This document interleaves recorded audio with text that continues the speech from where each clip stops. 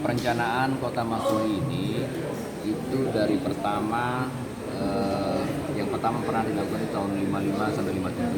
Nah, itu kemudian itu yang master plan pertama, kemudian master plan kedua itu tahun 81 sampai 83 itu menjadi perda untuk master plan Kota Masuhi dari 83 sampai 2004. Nah, selanjutnya pada tahun 2013 sebenarnya itu sudah dibuat rencana detail tata ruang Kota Masuhi. Itu amanat undang-undang dari Undang-Undang Tata Ruang. Rencana RDTR nanti beberapa mengalami kendala beberapa kali ada perubahan regulasi di pusat, baik tentang tata ruang, tentang peraturan pemerintah tentang, maka baru tahun ini kita berproses sampai dengan konsultasi publik. Nah, kebetulan juga seperti arahan Pak Bupati tadi di acara pembukaan, di provinsi sudah menyusun dalam tahap juga konsultasi publik kedua untuk RT RW provinsi. Nah, tentu RT RW provinsi kan masih berbicara umum kalau untuk belum menyentuh detail-detail tentang penataan sebuah kota. Nah, RDTR ini adalah turunan dari RT RW provinsi, kemudian RT RW kabupaten, dan menjadi RT RW kabupaten itu mengamanatkan beberapa kawasan harus dibuat RDTR-nya.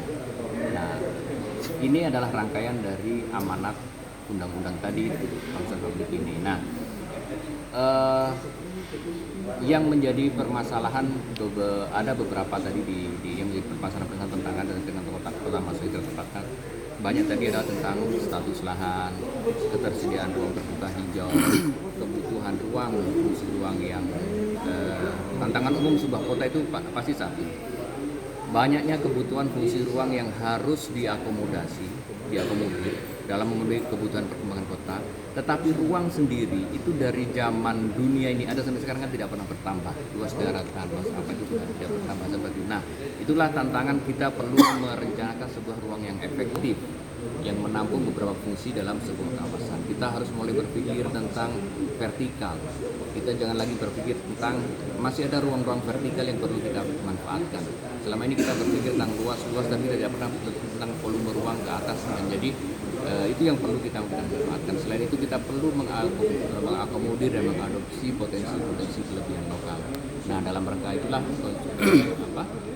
kita mengundang semua elemen masyarakat, Latipati dan lain-lain untuk menggali semua permasalahan potensi lokal yang ada untuk dikelola di dalam ke depan 20 tahun ke depan rencana kota ini akan seperti apa. Kita perlu memberi arahan.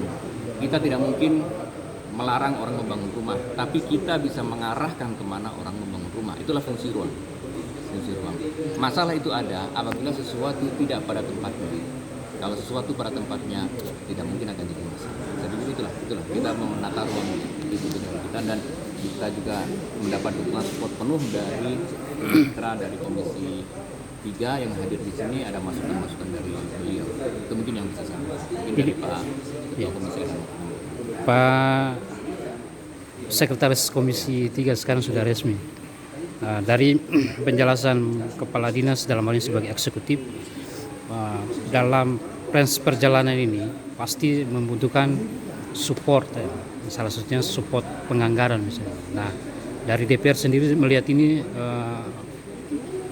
pemanfaatan RDTR ini kemudian kepentingan DPR ke depan ini gimana mengamankan rencana ini? Itu terkait dengan konsultasi publik, satu persoalan rancangan detail kawasan tata ruang kawasan perkotaan itu menjadi kebutuhan warga kota hari ini. Olehnya itu mitra kita yang tadi sudah disampaikan oleh Pak Kadis PPS bahwa bagaimana kawasan perkotaan ini diatur. Nah, kalau ketika kita lihat dari histori, dari sejarah yang tadi sudah sedikit disampaikan bahwa dari tahun 1955 sampai dengan 81, kemudian berlanjut sampai dengan 83, dan kemudian terjadi ini tidak lagi ada peraturan daerah. Memang kalau kita bicara tadi sudah disampaikan bahwa terkait dengan RT/RW, jelas bahwa RT/RW itu sudah memiliki sebuah legal standing. cuma persoalannya tidak secara spesifik, tidak mendetail. Nah, yang lebih detail itu adalah RDTR itu sendiri. Nah, sehingga RDTR ini menjadi kebutuhan karena Kota Maso ini kan laju pertumbuhan Kota Maso ini kan tidak bisa dibendung. Nah, sehingga kawasan pemukiman dan kemudian ada daerah-daerah penyerapan, kawasan-kawasan penyerapan, kemudian ada kawasan-kawasan yang kemudian menjadi hutan atau hutan kota hijau. Nah, ini juga yang kemudian menjadi kajian dan masuk di dalam diskusi publik hari ini terkait dengan persoalan RDTR itu sendiri. Mungkin itu. Ya, kalau dari sisi DPR sendiri, ya kan nanti pada akhirnya berefek pada perencanaan jangka panjang misalnya atau 5 tahunan misalnya. Nah, apa yang nantinya jadi prioritas DPR sendiri khususnya Komisi 3 yang kemudian bermitra dengan PU? Jadi yang jelas kami selaku mitra Komisi 3 dengan PUPR, kami tetap mendukung terkait dengan persoalan perdanya. Apalagi ini kan perdanya harus ditetapkan peraturan daerah, itu pertama. Kedua, terkait dengan persoalan anggaran.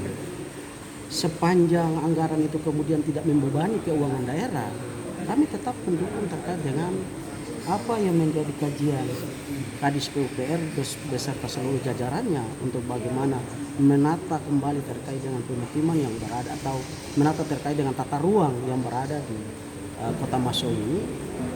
Kami sangat mendukung. Ya. Ada yang mau tanya? Hah? Cukup.